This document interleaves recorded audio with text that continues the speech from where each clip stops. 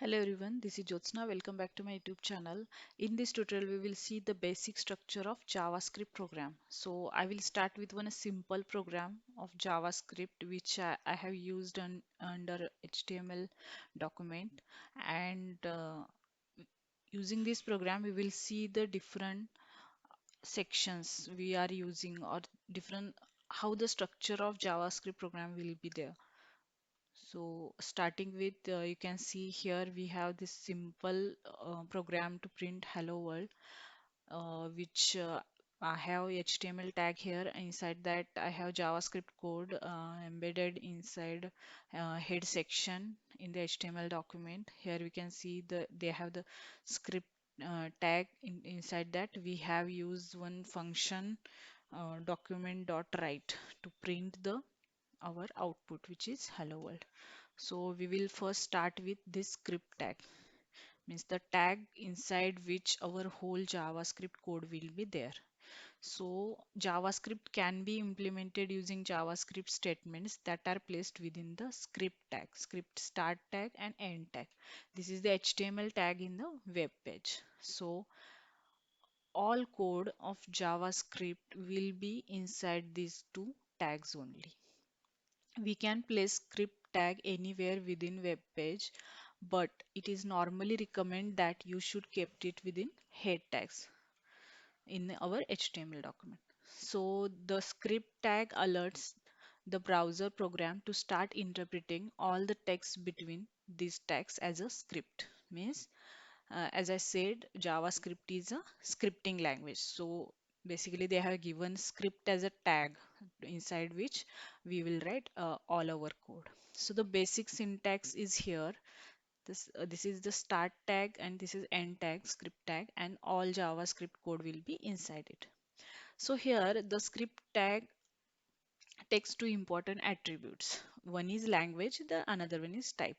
So the language attribute specifies that what scripting language you are using. Means if I am using JavaScript, then it will be language is equal to JavaScript. If I am using HTML scripting language, then it will be HTML. So typically its value will be JavaScript for the JavaScript. And although recent version of HTML and XHTML, its successor, the HTML successor, which is XHTML, has phased out the use of this attribute. The another attribute is type.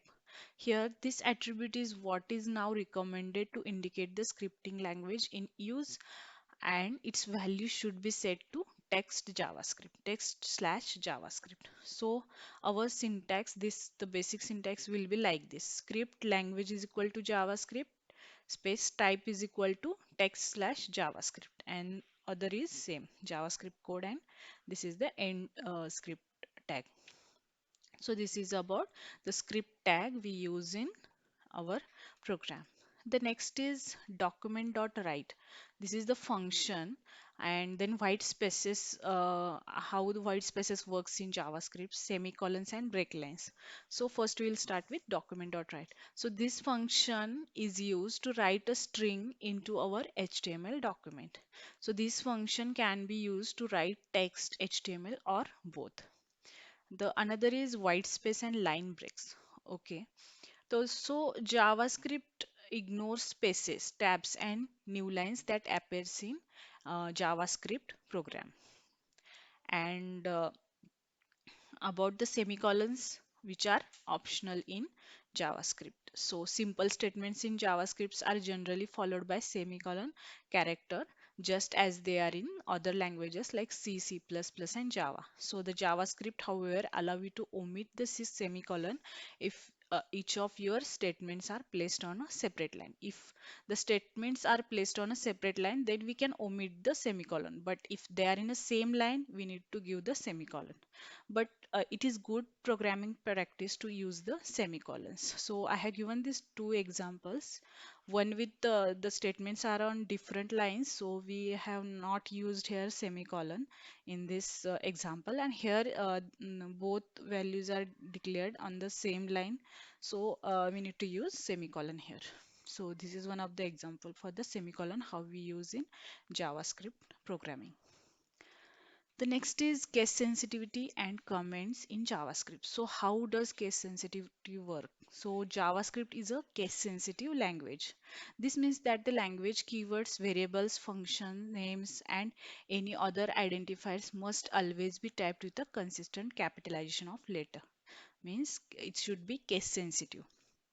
For example, the identifier time and time means this is in first capital and then small, and this is all in caps, will convey different meanings in JavaScript. So it should be case sensitive. The next is comments in JavaScript. So JavaScript supports both C style and style comments. So the comments which we use in C programming language and in C++ programming language. So here I have given one example how many types of comments we use in JavaScript. So any text between double slash and the end of the line is treated as a comment and is ignored by the JavaScript. This is the example, double slash the comment, but it should be in one line only. The another one is any text between the characters slash and the star and end with star and slash. This is like. So we can have multi-line comments here also. If we have two or multiple comments in a multiple lines, so we can use this comment um, syntax here. The another one is JavaScript also recognize the HTML comment opening sequence. Means what how we do the commenting in HTML. JavaScript can also recognize that. Also JavaScript treats this as a single line comment just as it does the double slash comments for this comment section.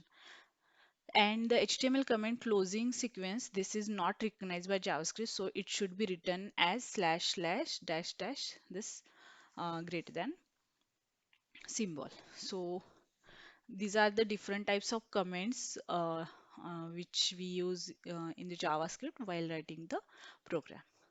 So this is all about the syntax, how the basic structure of JavaScript program works. There are many more functions, variables we use in JavaScript.